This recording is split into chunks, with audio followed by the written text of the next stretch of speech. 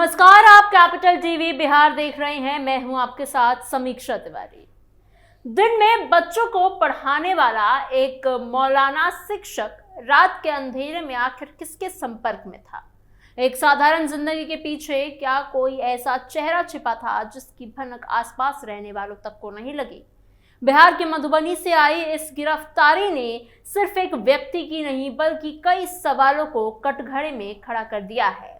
सवाल यह है कि क्या कट्टर सोच बंद कमरों से निकलकर हमारे बीच जगह बना रही है? क्या सोशल मीडिया, मोबाइल और गुप्त संपर्कों के जरिए एक ऐसा जाल तैयार किया जा रहा है जिसकी परतें अब खुल रही हैं? जब कई राज्यों की एजेंसियां तक साथ उतरे, रात के अंधेरे में छापेमारी हो, डिजिटल उपकरण जब्त हो और पूछताछ की कड़ियां दूसरे राज्यों तक पहुंचने लगे, तब मामला सिर्फ गिरफ्तारी का नहीं रह जाता। आरोप बेहद गंभीर है, जांच जारी है और हर खुलासा नए सवाल खड़े कर रहा है। क्या वाकई ये सिर्फ एक व्यक्ति की कहानी है या इसके पीछे कई बड़ा खेल छिपा हुआ है? क्या है पूरी खबर, बताते हैं आपको स्पेशल स्टोरी में। रात 3 बजे छापा, मदरसे से गिरफ्तारी, कट्टर सोच का जाल, देश विरोधी साजिश। मधुबनी से हुई एक गिरफ्तारी ने सिर्फ बिहार नहीं बल्कि पूरे देश की सुरक्षा व्यवस्था पर कई बड़े सवाल खड़े कर दिए। सवाल सिर्फ एक आदमी का नहीं, सवाल उस भरोसे का है जो समाज अपने आसपास मौजूद संस्थाओं और लोगों पर और व्यवस्थाओं पर करता है। जब कोई ऐसा चेहरा सामने आता है जो सालों तक सामान्य जिंदगी जीता रहे और बच्चों को पढ़ाता हो, लोगों के बीच रहता हो और फिर अचानक से उसका नाम एक ऐसे नेटवर्क से जुड़ जाए जिसमें जो देश विरोधी गतिविधियां हो वो हो रही हो, कट्टरपंथ और सीमा पार से मिले निर्देश की सजा के घेरे में हो, तब मामला सिर्फ एक गिरफ्तारी का नहीं रह जाता। सोमवार की सुबह बिहार के मधुबनी जिले में सुरक्षा एजेंसियों ने एक बड़ा ऑपरेशन चलाया। इस ऑपरेशन में कई राज्यों की एजेंसियां शामिल थी। कार्रवाई इतनी गोपनीय तरीके से की गई कि आसपास के लोगों को इसकी भनक तक नहीं लगी। सुरक्षा एजेंसियों ने इजराहुल हक नाम के व्यक्ति को गिरफ्तार किया। आरोप बेहद गंभीर है। जांच एजेंसियों का कहना है कि उसका संपर्क पाकिस्तान के एक आतंकी हैंडलर से था और वो ऐसे नेटवर्क का हिस्सा था जो स्थानीय स्तर पर कट्टर सोच फैलाने और युवाओं को प्रभावित करने की कोशिश कर रहा था। जानकारी के मुताबिक इजराहुल हक पिछले लगभग 15 साल से मधुबनी के राघव नगर इलाके में स्थित मदरसा नूरे मोहम्मदिया में शिक्षक के तौर पर काम कर रहा था। इतने लंबे समय तक वो बच्चों को पढ़ाता रहा और सामान्य जीवन जीता दिखा, लेकिन जांच एजेंसियों का दावा है कि पर्दे के पीछे कुछ और ही कहानी चल रही थी। सोमवार तड़कते करीब 2:30 बजे से 3 बजे के बीच संयुक्त टीम ने कार्रवाई की और उसे गिरफ्तार कर लिया। इस ऑपरेशन में मध्य प्रदेश एटीएस, एसटीएफ, हैदराबाद और डीआईईओयू पटना की टीम शामिल रही। टीम ने नगर थाना क्षेत्र के सिंगनिया चौक स्थित गोवा पोखर गली और उससे जुड़े इलाकों में छापेमारी की। बताया गया कि मध्य प्रदेश में दर्ज एक मामले में उसका नाम सामने आया था और उसी के बाद कई एजेंसियां लगातार उसकी तलाश कर रही थी। जांच में जो बातें सामने आई उन्होंने एजेंसियों की चिंता और ज्यादा बढ़ा दी। इजराहुल के पास से 2 एंड्रॉइड मोबाइल फोन्स और कुछ जरूरी दस्तावेज बरामद किए गए। शुरुआती जांच में मोबाइल से कई डिजिटल सबूत मिलने की बात कही गई। अब ये मोबाइल और इलेक्ट्रॉनिक्स डेटा जांच का सबसे अहम हिस्सा बन चुके हैं। बिहार एटीएस के एडीजी पंकज दरात के मुताबिक मध्य प्रदेश पुलिस उसे ट्रांजिट रिमांड पर लेकर रवाना हो गई है, लेकिन कहानी सिर्फ गिरफ्तारी तक नहीं रुकी। सूत्रों के मुताबिक एजेंसियां पिछले 2 दिनों से लगातार मधुबनी में अलग अलग इलाकों में छापेमारी कर रही है। कई जगहों पर निगरानी रखी जा रही है। जब सटीक जानकारी मिले तब जाकर कार्रवाई की गई और उस मदरसे के कमरे से उसे पकड़ लिया गया। गिरफ्तारी के बाद टीम उसे उसके पैतृक गांव भी लेकर पहुंची। पंडौल थाना क्षेत्र के सरसोपाही नवटोलिया स्थित घर में भी जांच की गई। वहां मौजूद चीजों की तलाशी ली गई और उसके बाद नगर थाने में घंटों पूछताछ चली। शाम करीब 4 बजे तक गोपनीय तरीके से सवाल पूछे गए। जांच एजेंसियों का दावा है कि इस राहुल का पाकिस्तान से जुड़ा संपर्क बेहद गंभीर है। आरोप है कि वो सीमा पार बैठे हैंडलर से सीधे निर्देश ले रहा था।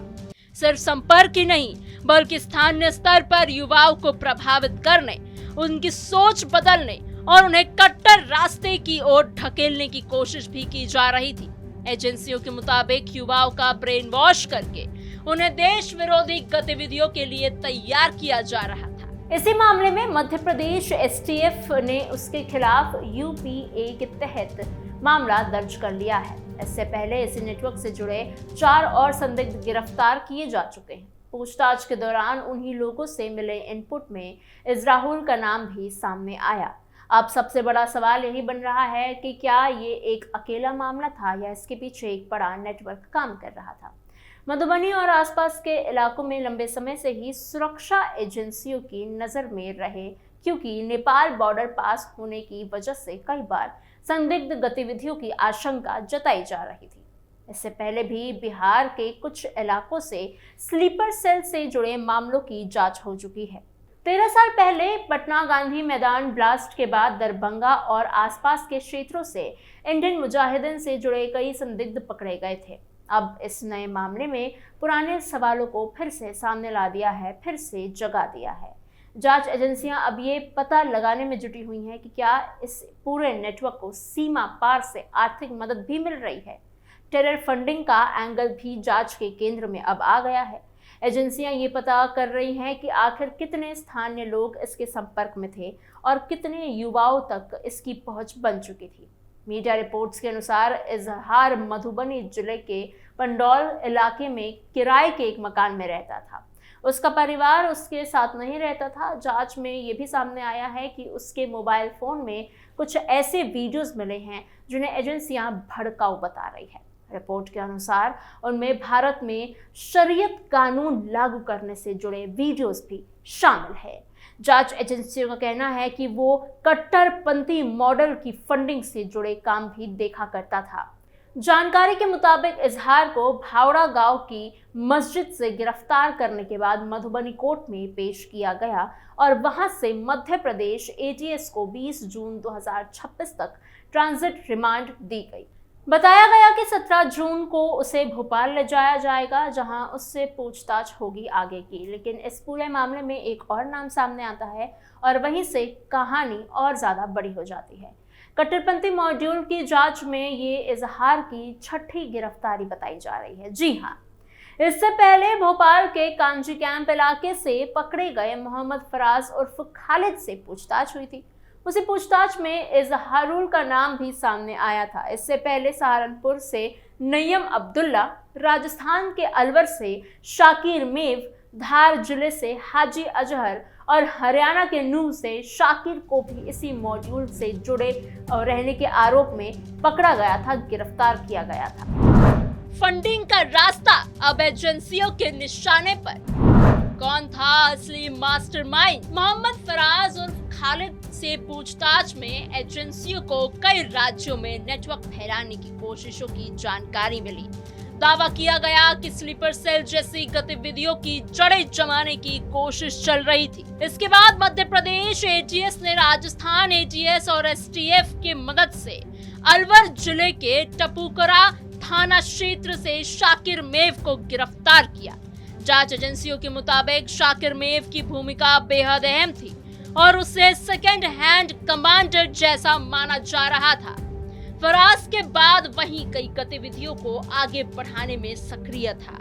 फिलहाल उसे भी 20 जून तक रिमांड पर लेकर पूछताछ की जा रही है।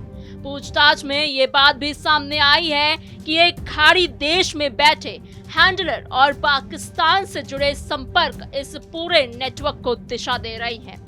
फराज को निर्देश दिए जा रहे थे कि कैसे अलग अलग राज्यों में संपर्क बनाए जाए, युवाओं तक पहुंच बनाई जाए और धीरे धीरे नेटवर्क तैयार किया जाए। इसके बाद जांच का दायरा और बढ़ा। धार निवासी हाजी अजहर को भी गिरफ्तार किया गया। हरियाणा के नूह से भी एक युवक को हिरासत में लेकर पूछताछ की जा रही है। हालांकि उसकी आधिकारिक गिरफ्तारी की पुष्टि नहीं की गई है। एजेंसियों का कहना है कि वो भी कई महीनों से संपर्क में था और स्थानीय स्तर पर नेटवर्क बनाने की कोशिश कर रहा था। अब जांच का एक बड़ा हिस्सा विदेशी फंडिंग पर टिका हुआ है। एटीएस लगातार ये जांच कर रही है कि पैसा आखिर कहां से आ रहा था, किस रास्ते से आ रहा था और उसका इस्तेमाल कैसे किया जा रहा है। मोबाइल फोन, इलेक्ट्रॉनिक्स उपकरण, सोशल मीडिया अकाउंट और डिजिटल रिकॉर्ड्स खंगाले जा रहे हैं। बताया जा रहा है कि सोशल मीडिया के जरिए लोगों तक उन्होंने अपनी पहुंच बनाई थी और टेलीग्राम और व्हाट्सएप ग्रुप्स के जरिए युवाओं को जोड़ रहे थे।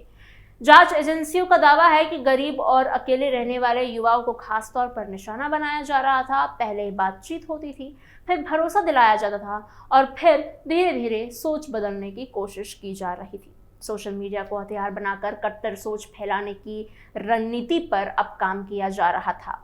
अब तक करीब आधा दर्जन युवाओं के संपर्क में होने की बात सामने आई है।